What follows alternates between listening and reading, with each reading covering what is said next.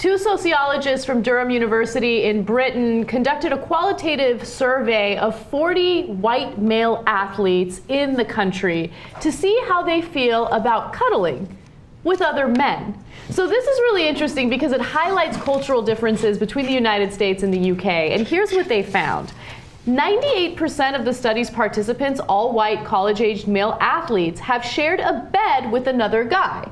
And I don't see that as a big deal at all. To be honest with you, I don't see it. I've shared. Like, we've all crashed in hotel rooms. And Dennis and I last night. Yeah, totally. Yeah. You stole my freaking line, dude. That's hilarious. Oh, that's because we were in bed together last night and we're thinking a lot. That was nice. It was good. So the reason why they went ahead and interviewed male athletes is because usually male athletes have negative thoughts about being affectionate with other men. They're considered manly or more masculine or something. So they're like, well, you know. That's the stereotype. That's the stereotype, which, by the way, knowing that stereotype and going into the study by only choosing this demographic, I think is questionable, but nonetheless, the results were still interesting, okay? Mm-hmm. So here's what they found. They also found that 93% also reported having spooned or cuddled with another man. Whoa, see, that is totally different. So have I been shared a bed with guys before? Only, like, go ahead, go nuts. A million times, okay? Well, you go on a trip. I remember we went to Orlando when we were in college, and we crammed 6 guys into a car, drove down there from New Jersey, and then we stayed in one hotel room, okay? Of course, we were poor. I think like almost every guy has done that, right? We didn't cuddle together. I mean, I'm not judging, God bless, but like, really 93% of straight male athletes have cuddled and spooned other guys? I'm shocked by that number. I literally can't believe it. There's two things though. I think that first, you know, it's great, this is a generational thing, that the younger generation is completely, the whole gay rights issue is completely taken off and escalated in such a way that's making the world so much more inclusive. It's fantastic. But I don't think that 93% of respondents to any survey, is the sky above the ground or are you alive, would agree. I don't think 93% of any survey is possible. Right. George Bush's approval ratings were still like 25%. Right. 1 in 4 people, like one of us at this table was like, no, he's doing a good job.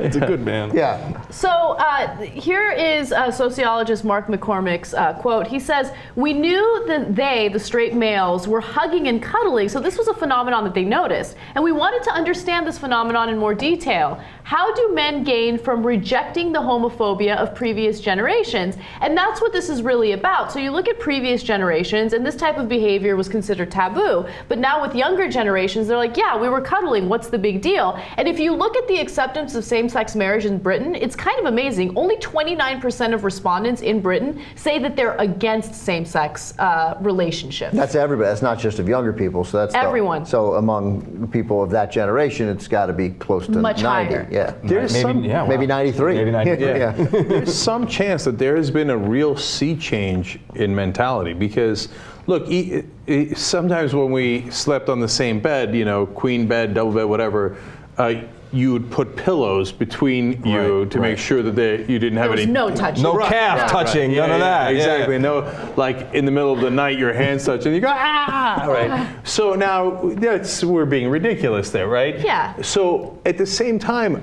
I can't comprehend cuddling with a guy. I know, I can't comprehend it. What I also wonder about, I mean, I'm not saying that our culture in the US is that different from what you would experience in the UK, but there might also be cultural differences at play. Because I think about what you would see in the Middle East, right? So Armenians, men will kiss each other on both cheeks. Some people might think that that's super weird and maybe a little homoerotic. In other countries, men will hold hands with one another. Mm-hmm. You know what I mean? So there might be a cultural thing at play. I think that changing views on same-sex relationships definitely plays a role. There's another thing that I think you guys should take into consideration. The respondents of this qualitative study might have also been trolling.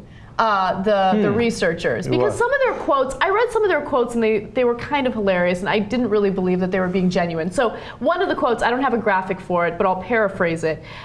He said something like, every once in a while we'll pretend like we're going to grab each other's cocks, but it's not a big deal. I'm just quoting him, okay, so calm down. It's a very cruel, vulgar word. But he's like, but it's not like we're wanking each other off. That seems like normal prep school athletic boy behavior. Yeah. That doesn't seem like trolling. Yeah, I'm but not the sure trolling, that's no, the trolling. trolling thing is British. but the trolling thing could explain the 93. Not just British. It's just prep schools. Prep school. I live on the campus of a prep school. My wife teaches there. That's a very like male boy athletic. I thing missed to this do. whole thing of the grabbing of each other's wankers. Yeah, I missed it. So look, kissing on both cheeks is a very cultural thing. Everybody knows that, and I do that. I'm Turkish, so I come from those neck of the woods. But we don't tongue.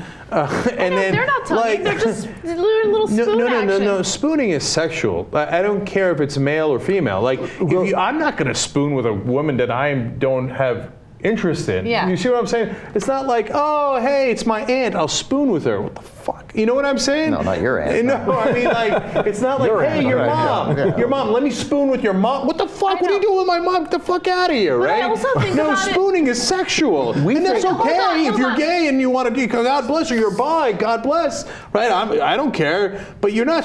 Straight guys. I don't know. Maybe I'm wrong, Super but it's quick, crazy. Super quick. Another thing that I started thinking about was, okay, do I see myself spooning with any of my female friends?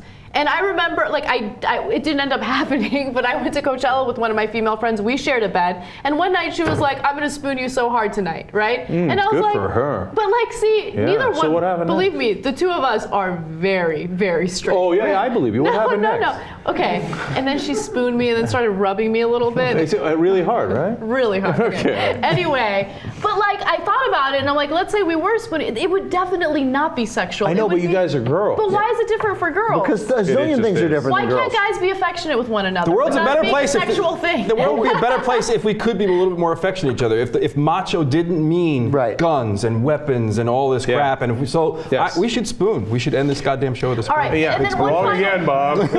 And by the way, like hugging is no big deal. That's totally different, right? Ooh, doesn't that feel nice? No. Ben, how miserable are you right now, by the way?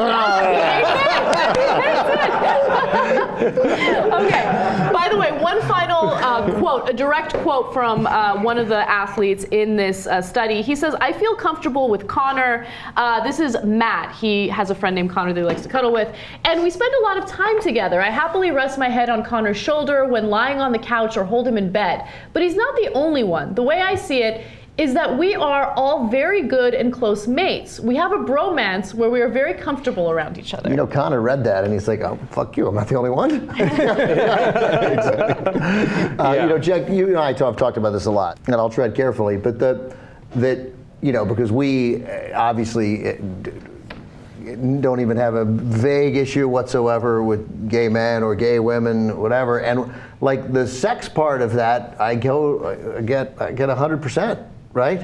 And to me, what has always stood out to me, the thing I get uncomfortable with, is tenderness with another male. And you ask why we can't be affectionate. Women and men are clearly different in how they deal with each other. And women, I imagine, it doesn't surprise me at all that a lot of women spoon, but it seems foreign, and I would feel weird. Now, if a friend of mine were in trouble or sad, we are capable of being incredibly kind and outwardly emotional with each other. And could a friend of mine like cry as I was hugging him? Of course, and that wouldn't make me even vaguely uncomfortable. I'd feel terrible for him. But the idea of the romantic things that I associate with a woman happening with a guy, that has always, so that's why this story surprised me so much. It is, that part is what it would almost be the last thing that I would do. Yeah. Yeah. So it's fascinating how the human mind works, and that's why we love doing this show, because there's a line there that is weird and indescribable. Like, so would I hug a male friend? Of course, almost all the time. Like, we see friends, we hug it out. It's good to see you. You know, I could imagine a situation that's emotional, like the one as Ben's describing. But the idea of Jesus or JR or Ben coming and saying, "Hey, you want a spoon?" It just seems, yeah.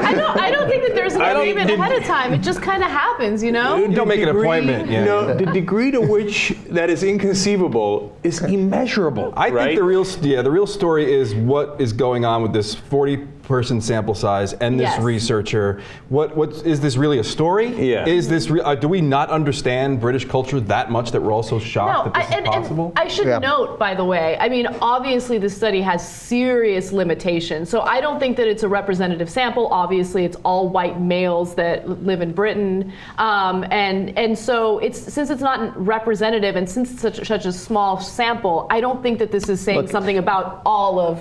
If this is true, let me just say something real quick. If this is true, we'll see it. We'll see it because you'll see guys at the park playing ball together, and then afterwards flying in each other's arms a little bit while they have a Gatorade, and then go on their dates with girls. And so even if it isn't 93% and it's 13%, it would still be a sea change. Yeah, right. Like if you're starting to see a significant percentage of guys cuddling together who are straight, wow. Like to us, though, I guess since we're kind of older generation, we would be like, that is amazing. But it's not a bad thing. no, it's a good thing. Yeah. It's almost certainly a good thing. Yeah, and so, more power to them. Spoon away.